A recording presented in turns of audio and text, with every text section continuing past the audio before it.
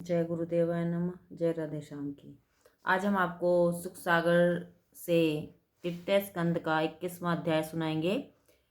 कदम जी के तप से विष्णु जी का प्रकट हो उन्हें दर्शन और वर देना तथा मनु और कदम का संवाद।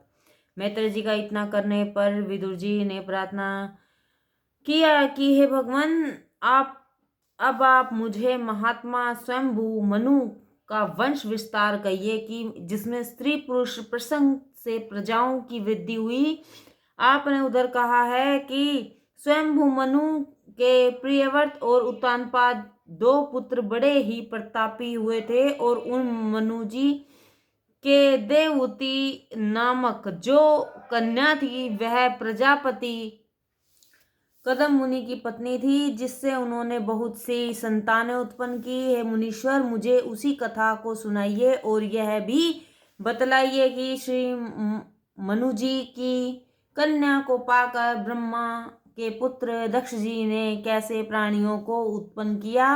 विदुर जी के ऐसा पूछने पर मैत्र जी बोले, हे कुरुनंदन, जब ब्रह्मा जी ने कदम मुनि को उत्पन्न किया तब उनसे सृष्टि रचना को कहा, जिसके लिए उन्होंने कदम जी ने 1000 वर्ष तक घोर तपस्या की और गरुड़गामी शरणागत भक्तवत्सल भगवान विष्णु ने उन्हें दर्शन दिया और कदम जी ने उनकी बड़ी स्तुति की। उस स्तुति को सुन कमलनाथ भगवान विष्णु, जो पंख फैलाए हुए गरुड़ पर सर्व शोभा संपन्न आसीन थे, प्रेम मुस्कान की दृष्टि से जिनकी भौहें चंचल हो रही थी, अपनी अमृत समान वाणी में बोले, हे कदम जी, बस करो। तुम जिस वस्तु की कांक्षा से तप कर रहे हो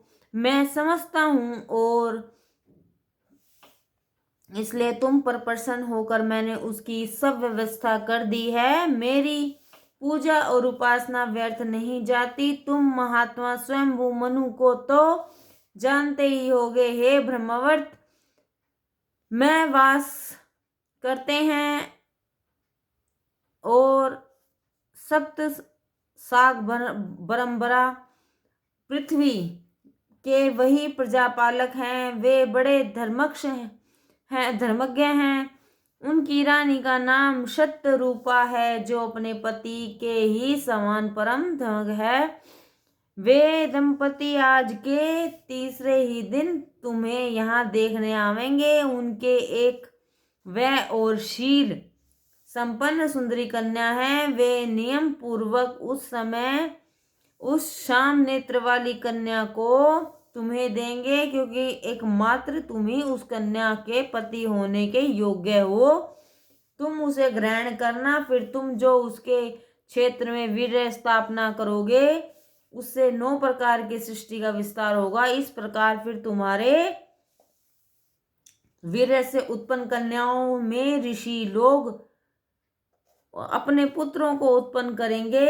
पश्चात यह सब गृहस्थाश्रम के कार्य का पूर्ण संपादन एवं पालन करके तुम शीघ्र ही मुझे प्राप्त हो जाओगे। तुम्हारी तपस्या महान है और तुम एक महामुनि हो, अतः मैं तुम्हें वचन देता हूँ कि समय आते ही मैं तुम्हारी स्त्री देवहूति के गर्भ से अपने अंशों द्वारा अवतार लेकर तत्व संहिता का वर्णन करूंगा। सरस्वती से घिरे वंदुसार नामक कदम मुनि के स्थान से विष्णु जी मुनि से ऐसा कहकर अपने लोक को चले गए।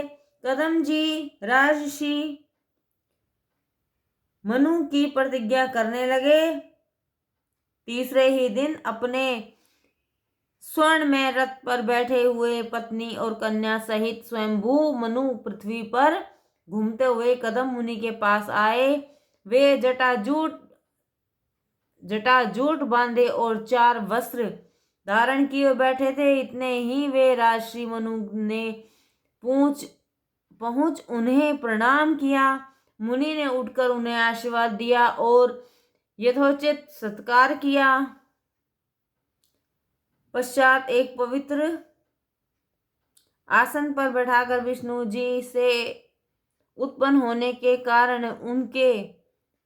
उनकी जो आज्ञा हो उसे मैं निष्कपट हृदय से पालन करूंगा। जय गुरुदेवाय नमः। जय राधे श्याम की।